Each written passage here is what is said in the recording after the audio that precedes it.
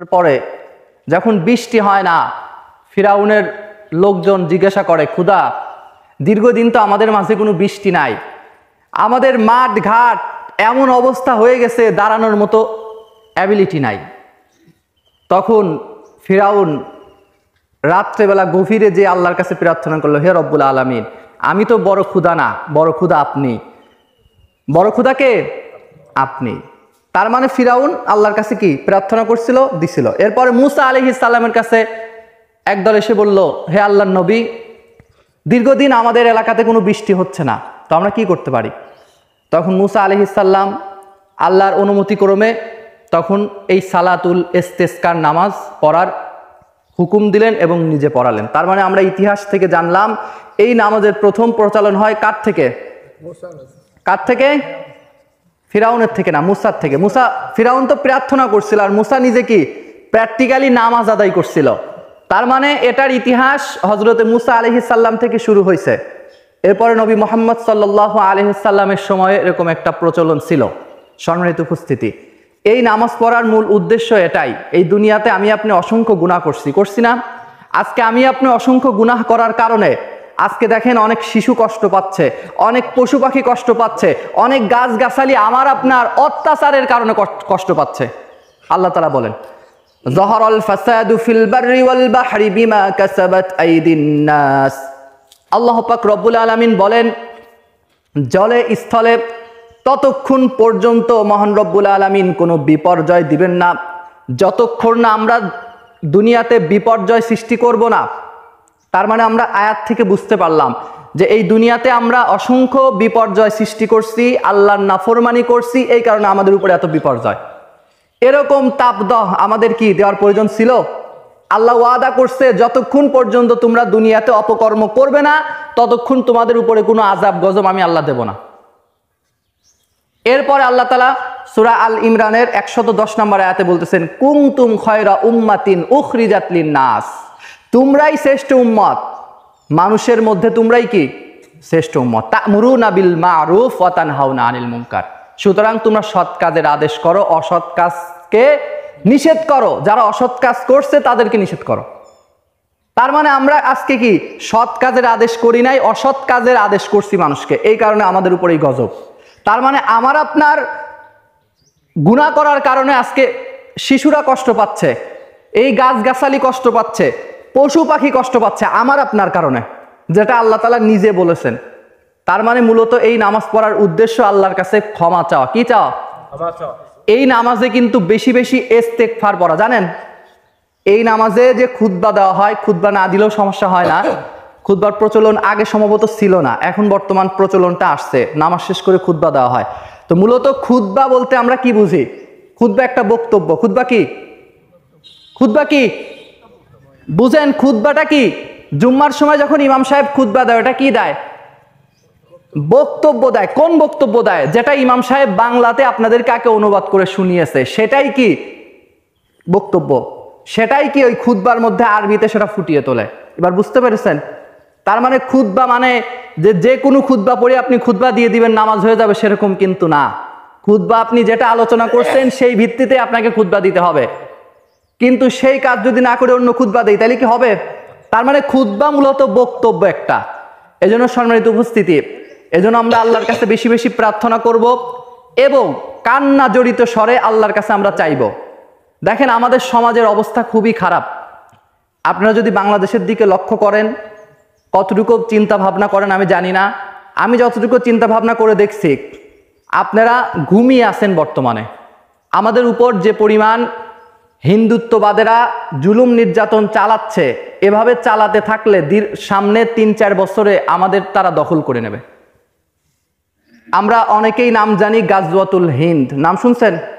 যে যুদ্ধটা সংগঠিত হবে হিন্দুদের সাথে, যেখানে আল্লাহ রাসূল ভবিষ্যৎবাণী করে গিয়েছেন মুসলমানেরা 3 ভাগের 2 ভাগ মারা যাবে, 1 ভাগ জীবিত থাকবে। হিন্দুরা ভাববে যে তাইলে আমরা বিজয়ী হয়ে গেছি, কিন্তু আল্লাহর তরফ থেকে বিজয় আসবে মুসলমানদের। বলেন সুবহানাল্লাহ। আপনি যুদ্ধগুলোর দিকে তাকান, বদর, খন্দক, উহুদ, খাইবার, প্রতিটা যুদ্ধে কিন্তু মুসলমানদের সংখ্যা ছিল সীমিত, আর অন্যদের সংখ্যা ছিল কি বেশি। তার মানে বিজয় আসছে কাদের? মুসলমানদের। কিন্তু আমাদের এমন অবস্থা হয়েছে যে হিন্দুরা যেভাবে আমাদেরকে চড়াও করছে, এই হিন্দুরা আমাদেরকে এত পরিমাণ জুলুম নির্যাতন করতেছে, আপনি কল্পনাও করতে পারবেন না। আমাদের পার্শ্ববর্তী জেলা ফরিদপুরের যে ঘটনা কেন্দ্রিক এখনো কিন্তু মারামারি চলতেছে, জানেন? এই যে কেন্দ্রিক একটা মারামারি চলতেছে, 2 জন মুসলমানকে তারা হত্যা করছে, এর কোনো প্রতিবাদ হচ্ছে? যারাই প্রতিবাদ করতে যাচ্ছে তাদের বিরুদ্ধেই কিন্তু স্টিম রলার চালানো হচ্ছে। তার মানে আপনি কি বুঝতে পারতেছেন? বর্তমান বিসিএস ক্যাডার যারা হচ্ছে, খবর রাখেন, বিসিএস ক্যাডারের যিনি পরীক্ষা নেন, পিএসসিতে যিনি প্রধান, বর্তমানে তিনি হিন্দু একজন ব্যক্তি।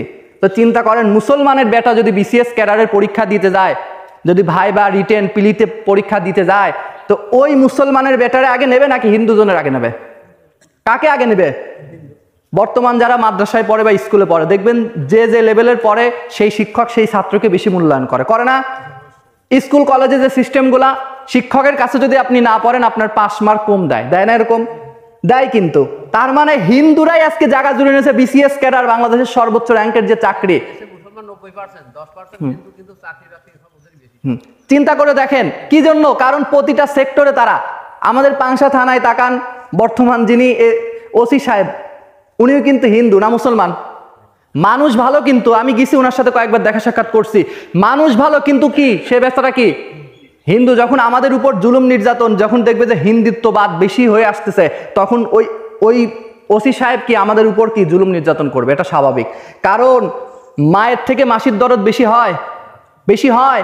যতই আপনি প্রশংসা করেন যে আমাদের পাংশা থানার ওসি সাহেব ভালো মানুষ, যখন হিন্দুদের টান চলে আসবে তখন কি মুসলমানদের আর দেখবে না। এই জন্য সাবধান। বর্তমান যে পরিস্থিতি আসতেছে, সামনে যে গাজওয়াতুল হিন্দ নামে যুদ্ধটা সংগঠিত হবে, এজন্য আমাদের কোনো প্রস্তুতি নাই। আমি নিজে গবেষণা করে দেখছি, ইহুদি, খ্রিস্টান, নাসারা, বৌদ্ধ যত জাতি আছে সবাই একটা পরিকল্পনা নিয়ে কাজ করে। কেউ 100 বছর পরিকল্পনা নিয়ে একটা কাজ বাস্তবায়ন করতেছে। এই যে ট্রান্সজেন্ডার, এই ট্রান্সজেন্ডার এমনি কিন্তু আসে না, এমনি আসছে। এর মূলত নাম ছিল সমকামিতা, এর নাম পাল্টিয়ে তারা ট্রান্সজেন্ডার করেছে। ট্রান্সজেন্ডার দিয়ে মানুষের ভিতরে প্রমোট করে দিছে। এটা করতে কি 1-1.5 বছর সময় লাগছে? কমপক্ষে 20 বছর 25 বছর পরিকল্পনা নিয়ে আস্তে আস্তে বইয়ের মধ্যে ঢুকাইছে। তার মানে বুঝতে পারছেন হিন্দুদের কাজ কি পরিকল্পনা মাফিক, আর মুসলমানদের কাজ পরিকল্পনা মাফিক হয় না। আজকে দেখেন, কোনো কিছু হইলে আমরা প্রতিবাদ জানাই কি জানাই না? জানাই, 2-3 দিন পরে আবার যা তাই হয়ে যায়, যা তাই হয় না? কিন্তু হিন্দুরা কিন্তু তা করে না, পরিকল্পনা মাফিক কাজ করে। একটু সময় পাইলে পড়ালেখা নিয়ে ব্যস্ত থাকে। হিন্দুদের আমাদের মুসলমানদের যে ইমানি ধারা আছে, মুসলমানদের যে ইসলামের ভিত্তি আছে, এরকম হিন্দুদের ইসলামের ভিত্তি আছে। হিন্দুদের ইসলামের দ্বিতীয় ভিত্তি হচ্ছে ঠিক মতো লেখাপড়া করা। জানেন আপনারা, হিন্দুদের পুরাণে স্পষ্ট করে লেখা আছে ঠিক মতো লেখাপড়া করতে হবে। তার মানে তারা জানে যে বিদ্যা কতটা শক্তিশালী। একজন মানুষ যখন বিদ্যা অর্জন করে, তার কাছে 100 জন মানুষও কিছু না। বিদ্যা এত ভয়ঙ্কর, বিদ্যা এত শক্তিশালী। হিন্দুরাও বোঝে, ইহুদিরাও বোঝে, আমরা মুসলমানেরা বুঝি না। আমরা মুসলমানদের হাতে তুলে দিচ্ছে মোবাইল ফোন ঘাটবে, আর হিন্দুরা লেখাপড়া করে কি আমাদের ইমান নষ্ট করে ফেলবে। এটা বর্তমান চক্রান্ত। আমি দীর্ঘ গবেষণা করে এটাই দেখছি, আমাদের মুসলমানের ছেলে মেয়েরা লেখাপড়া করে না।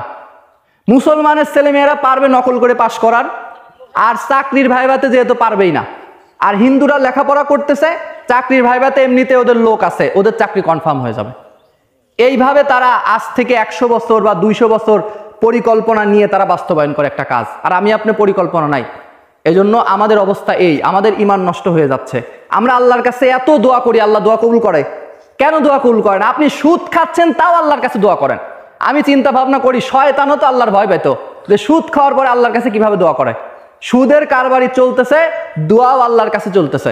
তাইলে আল্লাহ মাঝে মাঝে চিন্তা করে, ইবলিস তো এক ধরনের শয়তান ছিল, এ তার থেকে বড় শয়তান। তাই মনে করেন আল্লাহ। কথায় কি কষ্ট পাচ্ছেন? চিন্তা করেন আমাদের দোয়া আল্লাহ কিভাবে কবুল করবে। আমি মাঝে মাঝে চিন্তা করি, আল্লাহ আমার দোয়া কবুল করে না কেন? তো চিন্তা ভাবনা করে দেখলাম আমাদের ইমান আমল কিচ্ছু নাই। আল্লাহ রাসূল 1500 বছর আগে জানিয়ে দিচ্ছে। আবু সাইদ খুদরি রাদিয়াল্লাহু তাআলা আনহু থেকে বর্ণিত, রাসূল বলেন যে একটা জামানা আসবে যে জামানাতে মসজিদের ইমাম সাহেবের ইমান থাকবে না, মসজিদে যদি নামাজ পড়াবেন ওই ব্যক্তিরও ইমান থাকবে না, মুসল্লিদের তো থাকবেও না, ইমানেরও, যিনি ইমামতি করবে তারও ইমান থাকবে না।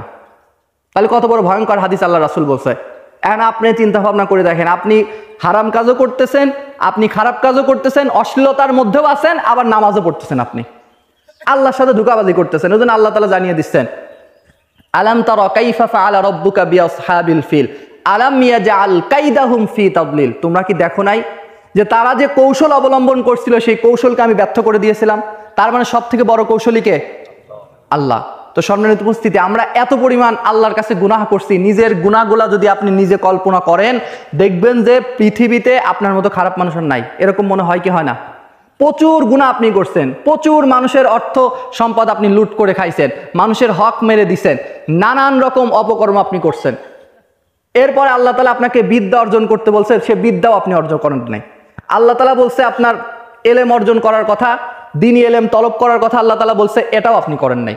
তাইলে আল্লাহর হুকুম মানছেন আপনি, তো আল্লাহ আপনার মানবে কিভাবে? এজন্য আজকে আমাদের মূলত টার্গেট থাকবে আমরা আল্লাহর কাছে বিনয়ী হয়ে, অনুতপ্ত হয়ে আল্লাহর কাছে চাইবো।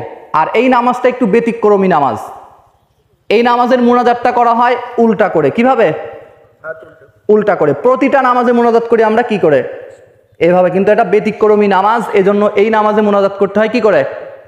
উল্টা করে। এবং নামাজের মধ্যে দোয়ার মধ্যে বেশি বেশি ইস্তেগফার পড়ার কথা আল্লাহ রাসূল বলে গিয়েছেন, অনেকগুলা দোয়া শিখিয়ে দিয়েছেন। এজন্য সম্মানিত উপস্থিতি, আমরা আজকের এই নামাজে আল্লাহর কাছে অনুতপ্ত হব এবং এইখান থেকে আমরা তওবা করব যে অন্তত জানা মতে আর কখনো খারাপ কাজের মধ্যে যাব না। সেটা যত বড় খারাপ কাজ হোক, প্রয়োজনে মাঠে কাজ করব, তাও ঘুষ দিয়ে চাকরিতে যাব না। এরকম প্রতিজ্ঞা মনে হয় আপনারা করতে পারবেন না। তাও ইনশাল্লাহ বললেন, কিন্তু ঠিকই আপনার সন্তানকে ঘুষ দিয়ে চাকরি দেবে না। নয়, আপনার সন্তানকে লেখাপড়া করাইছেন তো কি হয়েছে? সন্তান মাঠে কাজ করুক, হালাল ইনকাম করে খাচ্ছে খাক, তাও ঘুষ দিয়ে চাকরি দেবেন না। দেখি এরকম যদি এই গ্রামে যদি 100 জন ব্যক্তি যদি এরকম পদক্ষেপ নেয়, সরকারি চাকরি এমনিতেই যোগ্য ব্যক্তির হয়ে যাবে কি যাবে না? যাবে না। আমার আপনার কারণে আজকে কি তারা ঘুষ নিয়ে শান্তি পাচ্ছে, ঘুষ দিচ্ছেন, ঘুষ খাচ্ছে। আবার আপনার সন্তান যে ওই সেক্টরে যা ঘুষ নেবে না, এরকম নিশ্চয়তা দিতে পারবেন? এজন্য আমি কয়েকটা জিনিস চিন্তা ভাবনা করছি, আল্লাহ আমাদের দোয়া কবুল করে না। আরো কিছু কারণ আছে। এক, আমাদের মধ্যে আমানতদারিতা নাই, ন্যায় পরায়ণতা নাই, আমরা ন্যায় নাই। আমরা কি, আমরা ঠিকই নামাজ পড়তেছি, ঠিকই যাকাত দিচ্ছি, ঠিকই রোজা করতেছি, কিন্তু আপনার সন্তানকে ঘুষ দিয়ে চাকরি দিচ্ছেন, আপনার সন্তানও কি ঘুষ নিয়ে মানুষের চাকরি দেবে? তাহলে কি ন্যায় পরায়ণতা থাকলো? আবার ওই সন্তানকে যদি কোনো একটা পদে দেন, ওই সন্তানকে যদি কোনো একটা জায়গায় আপনি অবস্থান করান, ও যে মানুষের সম্পত্তি মারিয়ে খাবেন এরকম গ্যারান্টি দিতে পারবেন? পারবেন? তাহলে আমাদের মধ্যে ন্যায় পরায়ণতা আছে। এবার আমানতদারিতাও আমাদের মধ্যে নাই। আল্লাহ আমাদেরকে কিছু নিজে আমানত দিয়েছে, সেই আমানতগুলো আমরা একেবারে কি বিলুপ্ত করে ফেলতেছি। এজন্য আজকে আমাদের অবস্থা এই।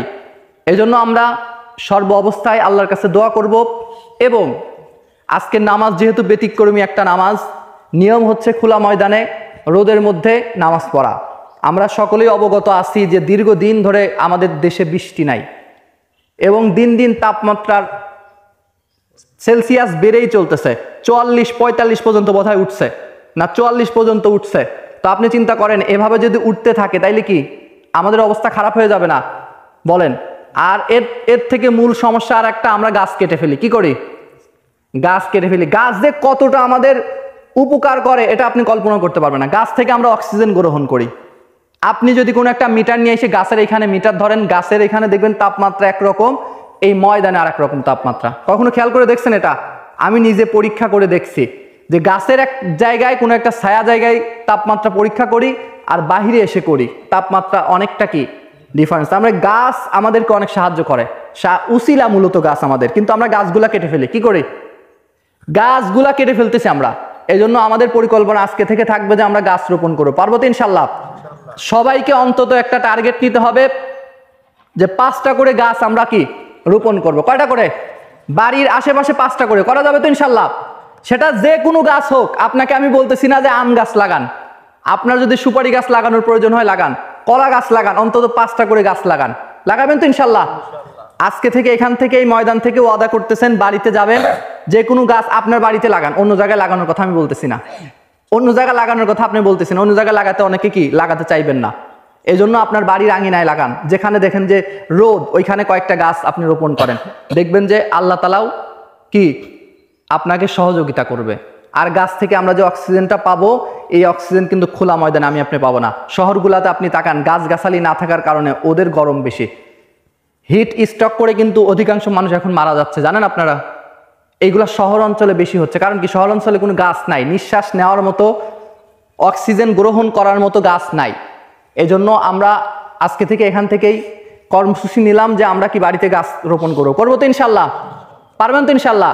কিন্তু আমাদের সমাজে কিছু সিন্ডিকেট আছে, যারা গাছ ব্যবসায়ী আছে, এরা আবার কি করবে, গাছের দাম দেবে বাড়ায়া। বাংলাদেশের এই প্রচলন আছে না?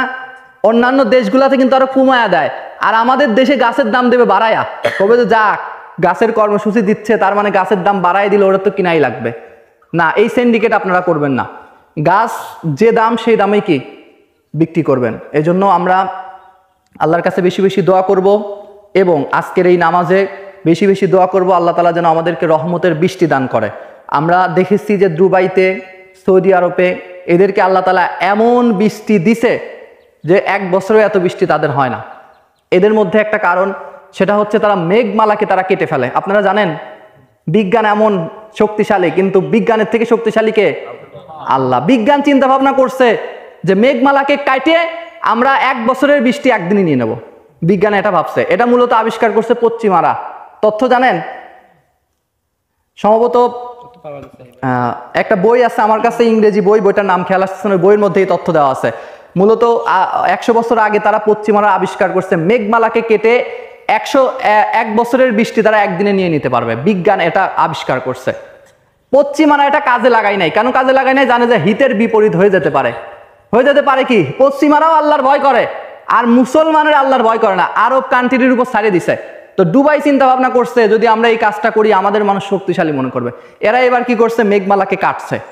কাটার কারণে দেখেন ওদের এমন বৃষ্টি দেওয়া আল্লাহ দেশে যে সুবানি দিয়ে দেশে। তার মানে কি এই কাজ করা যাবে? আল্লাহর কুদরত নিয়ে খেলা করা যাবে? আল্লাহর কুদরত নিয়ে যারাই খেলা করছে তারা কি সফল হতে পারছে? টাইটানিক জাহাজের নাম শুনছিলেন? তারা কি আল্লাহর সাথে পাল্লা দিছিল?